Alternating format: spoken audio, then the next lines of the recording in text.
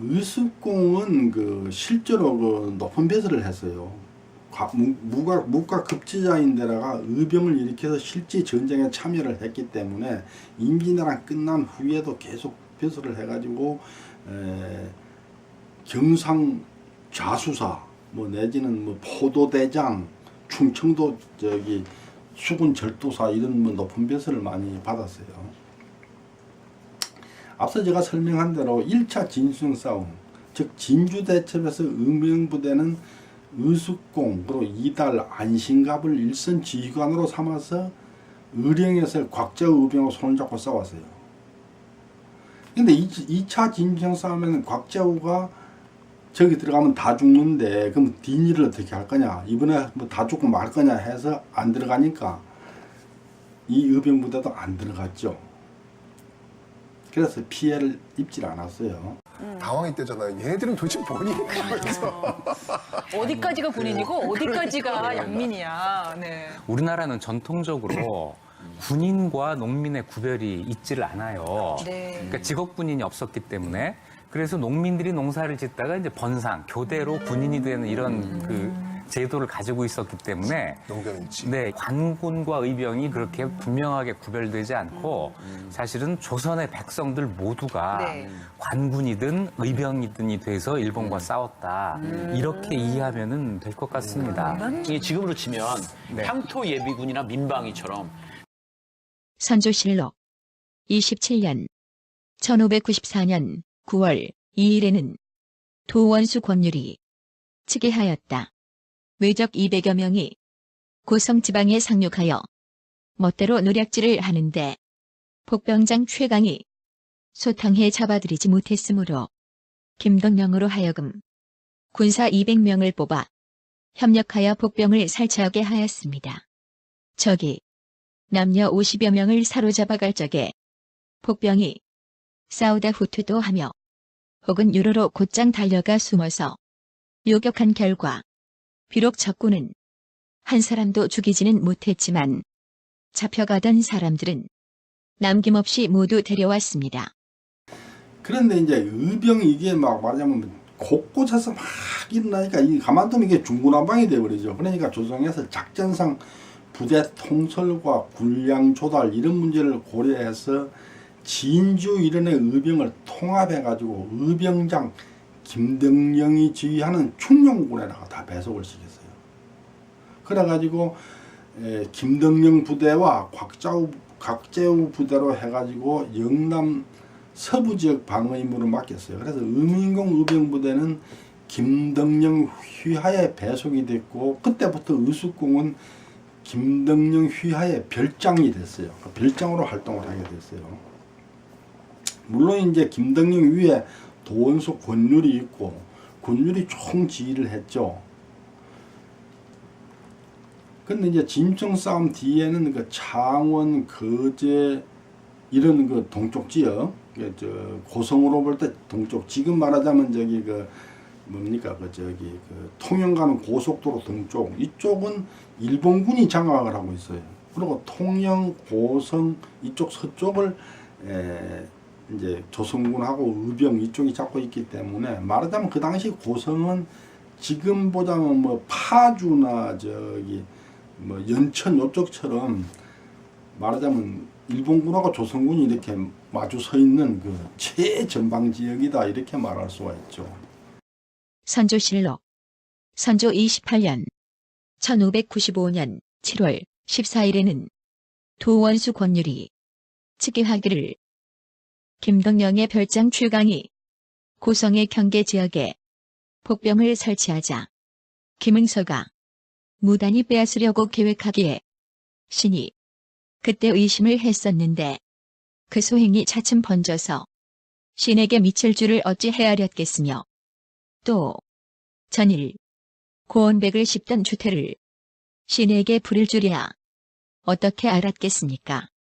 김응서의 사람됨에 대해 모두 어떻게 하기 어려운 자라고들 하는데 지금도 이와 같으니 전쟁에 임하여 어찌 신의 지위를 기꺼이 받으려 하겠습니까? 김응서는 명나라 장수 이여성과 함께 평양성 탈환을 할 때 공을 세워서 진급을 해서 경상우병사가 됐어요. 실제로 북한에서는 김응서를 권율위보다 더 높게 평가하고 이순신하고 같이 평가를 해요. 그런데 그 김응서가 도원수 권율하고 사이가 나빴어요. 분란이 많았어요. 김응서는 경상우병사예요. 그리고 권율은 도원수예요. 당연히 김응서가 권율에 부하고 권율의 지휘를 받아야 되죠. 그런데 김응서가 권율의 지휘를 받지 않고 제 맘대로 부대를 막 이리저리 옮기고 지휘관을 막 인사조치를 하고 그러니까 권율이 참다 못하고 이제 조정에 보고를 한 거죠. 이제 왜 김응서하고 권율이 그리 사이가 나쁘냐? 이 두 사람이 당파가 달랐던 거예요. 김응서는 자기하고 그 평양에서 싸웠던 적군 고니시 육기나하고 사이에 이렇게 정보를 주고받았어요. 그래가지고 계속 협상도 하고 해가지고 지금 그 김응서하고 고니시 육기나가 사이에 왔다 갔다 한 편지가 많이 그 발견되고 있어요. 그런데 그 고니시 유키나가하고 일본군 또 가토 기요마사하고 둘이 원수지간이에요. 둘이 서로. 근데 이제 가토 기요마사가 일본에 갔다가 조선으로 오는 거예요. 근데 몇월 며칠 날 가토 기요마사가 온다는 정보를 고니시 유키나가가 김응서한테 줘요. 그러면서 얘기가 조선 수군이 세지 않냐. 그러니까 이순신을 시기서 부산 앞바다에서 가토 기요마사를 죽여라. 그러니까 말하자면 이제 고니시 유키나가 입장에서는 말하자면은 차도살인 이순신의 칼을 빌려서 고니시 유키나가를 가토 기요마사를 죽이려고 이렇게 했는 거죠. 그래 김응서가 그거를 조선 조정에 보고를 했어요. 조선 조정에 얼씨구나 됐다. 이순신은 부산 앞바다에 가서 일본에서 오는 고니시 가토 기요마사를 죽여라 이렇게 명령을 했는 거예요. 근데 이순신이 가만 듣고 보니까 이게 될 일이 아니야. 왜냐? 지금 통영에 있는데 한산도에 있는데 그 앞에 마산, 진해, 뭐 김해, 이제 부산 그다음에 양쪽으로 거제도 완전히 그 육지는 일본 놈 소굴이에요. 일본군 소굴이에요. 그럼 배를 타고 통영에서 출발했다 하더라도 하면은 배를 댈 데가 없어. 그 어떻게 해서 싸울 수가 없는 거죠. 그래서 출전을 안 했어요. 그러니까 임금의 명령을 어긴다 해갖고 백의종군을 시켰죠. 이순신을 삼도 수군 통제사한테 잘라가지고 이등병으로 만들어 백의종군을 시켰죠. 근데 이제 그때 백의종군을 할 때 이순신 다음으로 삼도 수군 통제사가 된 사람이 원균이에요. 그런데 이제 원균을 계속 부산으로 진격하는데 원균도 보니까 그 가옥하면 죽는 거거든요. 안 가는 거예요. 그러니까 권율이 원균을 불러다가 곤장을 쳤어요. 말하자면 합참의장이 해군 총장을 불러다가 곤장을 쳤는 거예요. 그래 이제 마지 못해서 원균이 출전을 했는데 나가보니 배를 뗄 데도 없고 뭐 사방에 일본군이 어떻게 할 수가 없으니까 마산 앞바다를 이리저리 헤매고 댕기다가 오다가 그 거제도 칠천량에 와서 이제 결국은 배를 댔다가 거기서 일본군하고 마주 붙어갖고 전멸했죠. 원균도 당연히 죽었죠. 근데 왜 권율하고 원균이 또 이렇게 악유가 벌어지느냐? 권율하고 원균이 당파가 달라요. 권율하고 이순신은 동인이에요. 결국 이 당파 싸움이 나라를 말아먹은 거죠.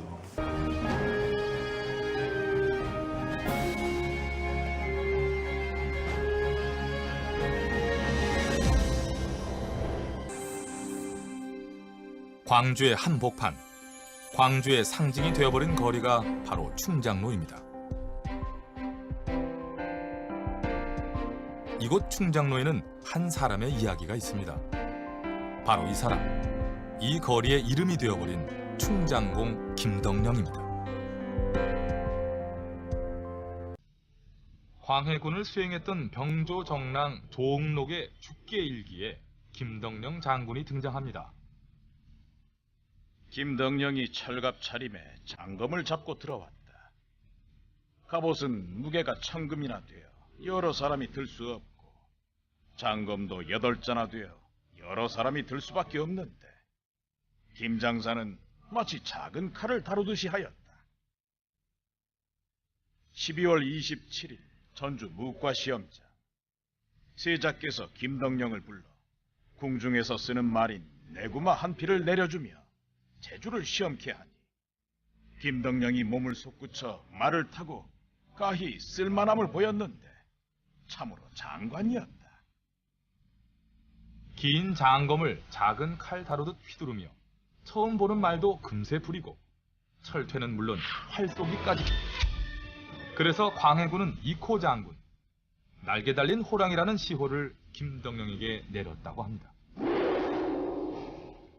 의병장일 때는 맨손으로 호랑이를 잡아 왜군 진영에 보내 그의 이름만으로도 왜군들이 떨었다고 합니다. 또한 적진을 기습해서 조선인 포로 50명을 구출해냈고 조정에 글을 올려 군량이 턱없이 부족하니 일부 정예병만 남기고 귀농 조치했다가 때를 맞춰 재결전할 것을 건의하는 등 백성의 아픔을 섬세히 살피는 덕장의 모습을 보였습니다.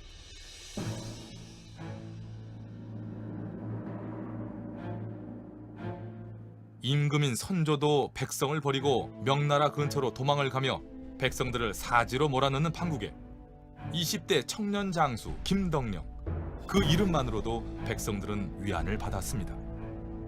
하지만 청년 의병장 김덕령은 정작 싸움다운 싸움을 해보기도 전에 영모에 연루됐다는 누명을 쓰게 됩니다. 광해군의 지원을 받는 의병장들을 견제하려는 선조와 민심이 의병장들에게 기우는 것을 견제하려는 권력층의 음모였습니다. 춘산에 불이 나니 못다 핀 꽃 다 붙는다. 점에 저 불은 끌 물이나 있거니와 이 몸에 내 없는 불이 나니 끌 물 없어 하노라. 젊은 장군 김덕령이 죽어간 곳은 전쟁터가 아니라 가혹한 신문이 이루어진 추국 땅. 의병장으로 나선 지 2년 10개월 만의 일이었습니다. 그의 최후를 지켜본 의병장 곽재우는 스스로 군대를 해산하고 산중으로 사라져버렸습니다. 끊임없이 역사의 의문으로 이야기되는 이순신의 죽음도 김덕령의 비극적 죽음과 무관하지 않습니다. 민중의 영웅인 의병장을 나라가 원하지 않는 시대, 이순신 역시도 스스로 죽음을 택한 것이라고 사람들은 믿었던 것입니다. 그런데 참으로 희한한 일이 생겼습니다. 김덕령, 그가 죽은 뒤로 사람들 사이에 그에 관한 수많은 이야기가 떠돌아다니기 시작한 것입니다. 김덕령은 12살 때 무등산에서 호랑이에게 잡혀간 친구를 맨손으로 구해왔다느니 사람들이 모두 피했던 사나운 말이 이 무등산에 있었는데 글쎄 단번에 올라타고 활까지 쏘았으며 그 활보다 그가 달리는 말이 더 빨랐다느니 무등산의 서석대와 입석대는 그가 대패로 깎아 하루아침에 만든 것이며 너덜건 바위들도 그가 깔아둔 잔돌이라는 둥. 사실 그는 태어날 때부터 겨드랑이에 비늘이 딸린 아기 장수였으며 고문을 당해도 죽지 않자 그가 관원들에게 말하길 나에게 만고충신 김덕령이라 비를 세워주면 이 비늘을 떼게 해주겠다. 관원들이 옳거니 비를 세워주고 죽인 뒤 다시 글씨를 지우자 했는데 그를 죽이고 나서 비석을 아무리 문지르고 깎아도 그 글씨는 더 또렷해졌다느니 김덕령에 관한 전설은 부등산을 넘어 전국 팔도로 퍼져나가고 이 땅의 모든 영웅 전설들과 섞이기 시작합니다. 나라에서는 그를 죽였지만 사람들은 마음속에서 그를 죽일 수가 없었던 모양입니다. 그는 가장 어려운 시기에 사람들과 함께 있었던 영웅이니까요.